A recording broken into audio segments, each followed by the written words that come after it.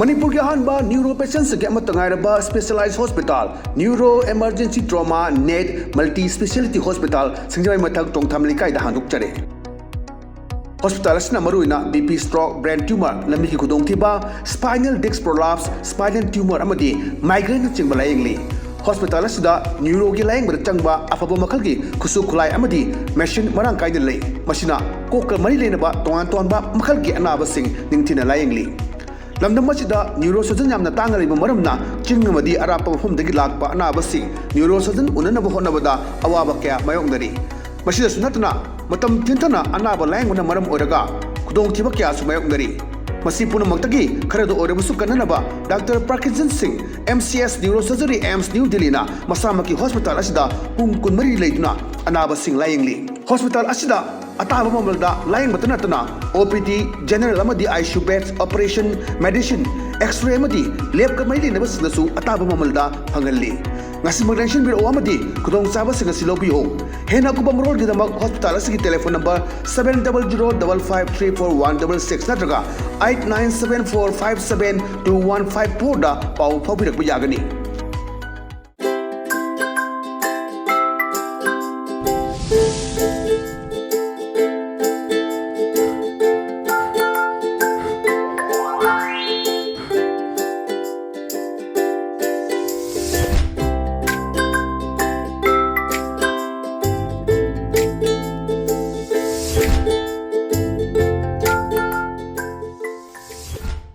Kurumjare ELITETV ki test of cartoon ni mahau meng ta video sing Muhammad tara mokchari maru ngasi imphal fonga pau sengi cartoon sing da cartoonist na kari haning liba kari phongdong liba kari wakal khalang liba do myam samjong thamjage ambala khosage sanga express ki onthok pani da yengbiu yam phajaba khoi Manipur ki wangmada maitai ta ba kangbu chatluba adudaida maitai leramba wari sanaba du da amaduna khumukpa pakhumdu kari haina khumake do khoi tamina se nokning ba haitare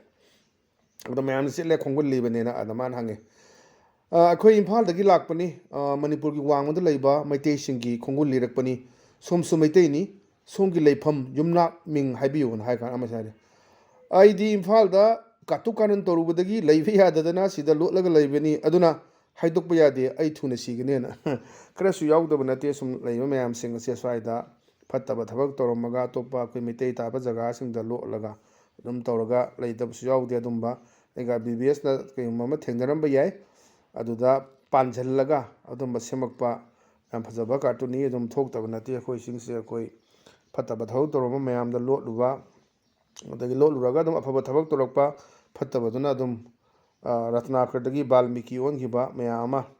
अखोय थोक्तब नते अदुगिसु यामना फजबा मनुंगदा one Thoma फुम्मगा पुबा cartoon थमजगे मथंग लेसिना कोई सना लेबा की लोइरेदना सिंबियो ma'am से चा थागा खबर पार वारी सनबने अदैदा खबर जे पारगा सिना हाइबने मचानुपा दे ममोंग नपी ओइबे यारे any हेमक्ट ओइरसेदा खबर जे पारगा लेंगा चौथोंनबगी मतंगदा चटपा माले हाइरिने लेबाक चौथोंनबगी हाइदि जी खोय लेंगा चौथोंनब हाइतरे लेबाक चौथोंनब नते लेंगा चौथोंनबगी मतंगा चटपा माले ना हाइरिने ना हाइबा आइता को चखिबा हाइतारे अदैदा अमरने खुमै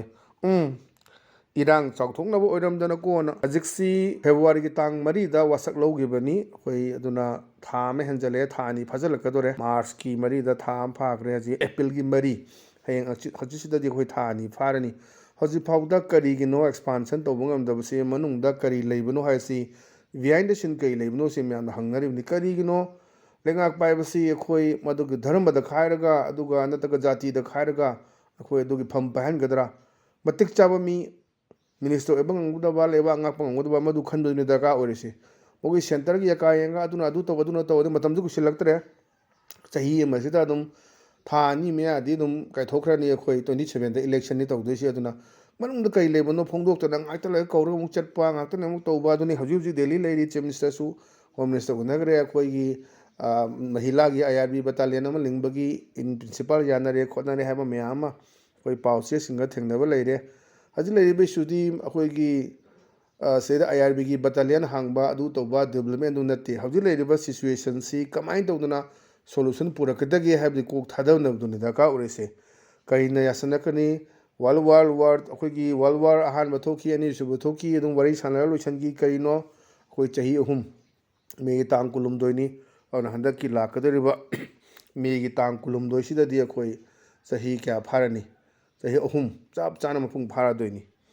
ꯑꯗꯨꯅ ꯃꯁꯤ ꯑꯩꯈꯣꯏ ꯅꯩꯅꯕ ꯃꯊꯧ ꯇꯥꯕꯗꯨꯅꯤ ꯑꯗꯨꯅꯤ ꯂꯩꯉꯥꯛ ꯆꯥꯎꯊꯣꯛꯅꯕꯒꯤ ꯃꯇꯥꯡꯗ ꯆꯠꯄ ꯃꯥꯜꯂꯦꯅ ꯍꯥꯏꯔꯦꯅꯦ ꯍꯥꯏ ꯀꯥꯟꯗꯨꯗ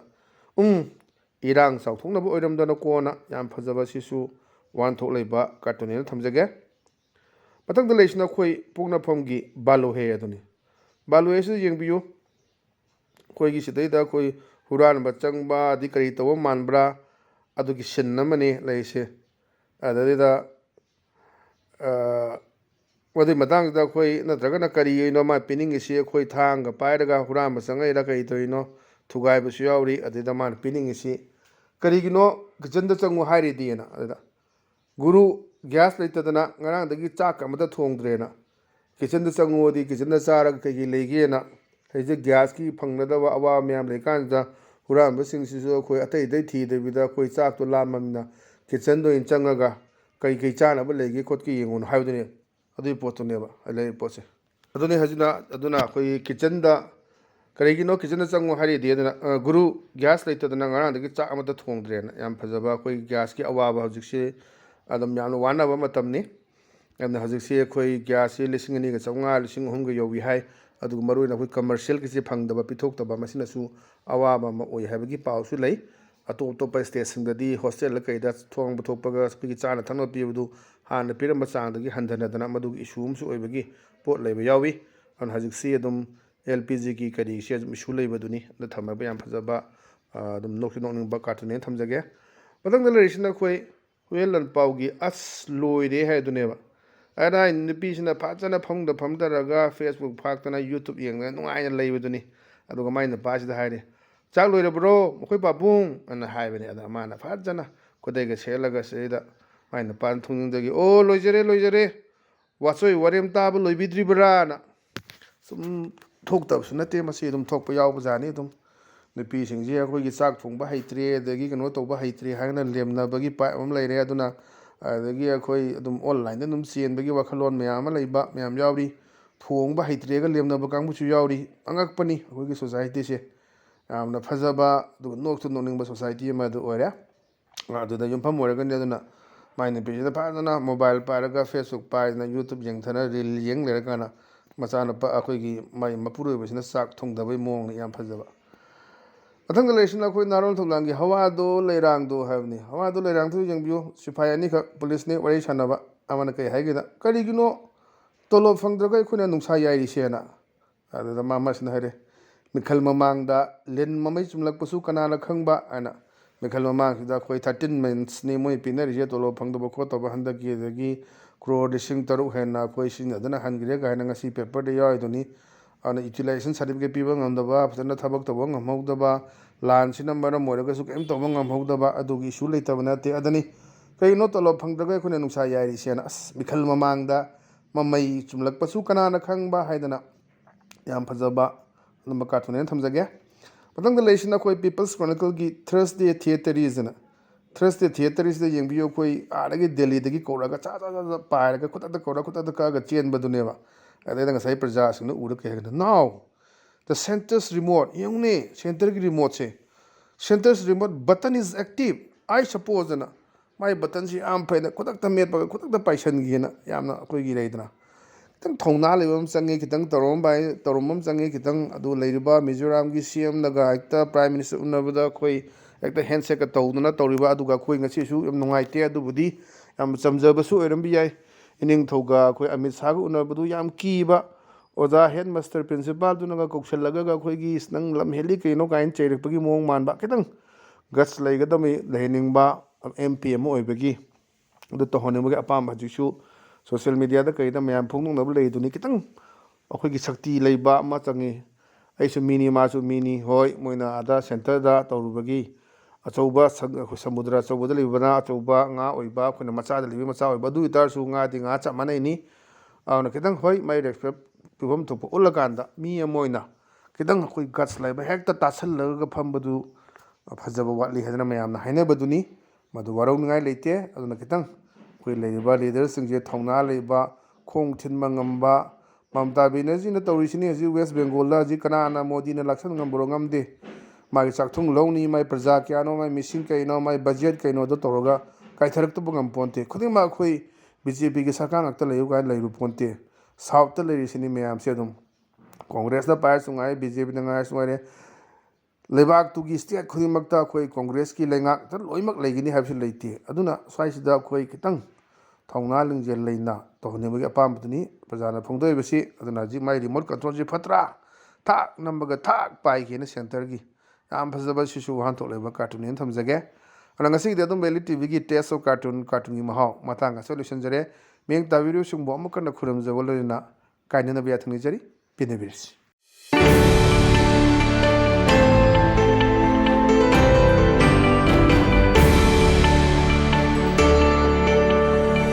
न्यूरो पेशेंट्स के तंगाइरबा specialised hospital neuro emergency trauma नेट मल्टी स्पेशलिटी हॉस्पिटल सिंगजय मथक टोंगथाम लिकाइदा हांदुकचरे हॉस्पिटल असना मरुइना बीपी स्ट्रोक ब्रेन ट्यूमर लम्बी की खुदोंथिबा spinal disc prolapse spinal tumour अमदी माइग्रेन चिंगबा लायंगली हॉस्पिटल असदा न्यूरो की लायंगबा चंगबा अफबो मखल की खुसु खुलाई अमदी मशीन मरांग काइद लई मसिना कोक मरी लेनबा तोंगान तोंबा मखल की अनाबसिंग निंगथिना लायंगली लमदम मसिदा neuro surgeon यामना तांगरिबा मरमना चिंगमदी Arap मफमदगी Lakpa अनाबसिंग neuro surgeon उननबो होनबदा अवाबा क्या मायोंगदरी मसिदा सुनतना मतम थिंथना अनाबा लायंगना मरम ओरगा खुदोंथिबा क्या सुमायोंगदरी मसी पुनमक्तगी खरदो ओरबसु कन्ननबा doctor Parkinson Singh MCS neuro surgery AIIMS new दिल्लीना मसामकी हॉस्पिटल असिदा पुंग कुनमरी लेदुना अनाबा सिंह लायंगली हॉस्पिटल असिदा अताब ममलदा लायंग मतनतना OPD जनरल अमदी ICU beds operation medicine X-ray अमदी लैब कमैली नबसनसु अताब ममलदा फंगल्ली ngasi magdenshin biro amadi kudong saba singa silobi ho hena kubam road gi damak hospital asigi telephone number 7005534166 natraga 8974572154 da pau phabirak bi yagani